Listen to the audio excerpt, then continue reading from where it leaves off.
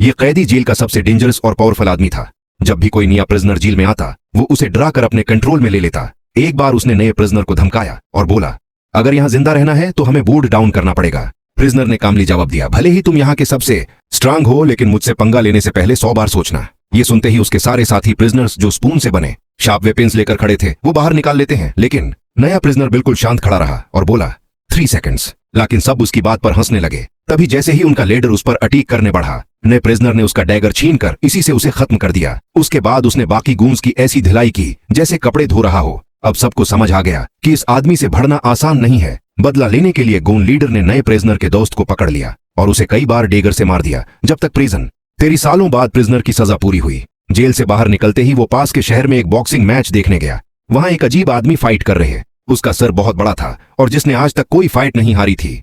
उसने अपोनेंट को एक ही कुक से गिरा दिया, फिर उसके ऊपर बैठकर इतने पंचेस मारे कि वहीं उसकी मौत हो गई।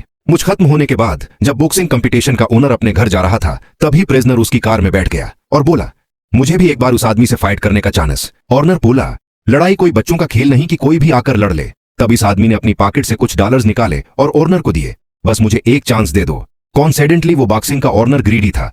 उसने पैसे ले लिए और उसे मौका दे दिया। अगले दिन उसकी फाइट एक बहुत स्ट्रॉन्ग बॉक्सर से रखी गई। टेस्टिंग के दौरान माइकल ने उसके मूव्स ऑब्जर्व किए और तुरंत उसकी कमजोरी पकड़ ली। फाइट शुरू। केक में उसे नॉक आउट कर दिया। स्पेक्टेटर्स हैरान रह गए। माइकल की फाइटिंग स्किल्स देखकर बॉक्सिंग कोच, जो अब उसका दोस्त बन चुका था, उसे नए नए प्लेसेस पर फाइट्स कराने ले जाने लगा। लेकिन एक दिन जब उसका दोस्त अपोनेंट के पास उसकी जीत का पैसा लेने गया तो उसने देने से मना कर दिया और बोला, पैसा चाहिए तो खुद उसकी पकड़ से निकाल ले। ये सुनते ही माइकल गुस्से में आ गया और उसके सारे गोंज की धुनाई कर दी। फिर सीधे इस आदमी के पास जाकर उसे जोरदार पांच मारा और उसकी पकड़ से पैसा निकाल लिया। अब उसकी अगली फाइट उसी बड़े सिर वाले बाकसर से थी जिसका नाम था हीमरमन, जिसने आज तक कभी हार नहीं देखी थी। आखिरकार मैच शुरू हुआ।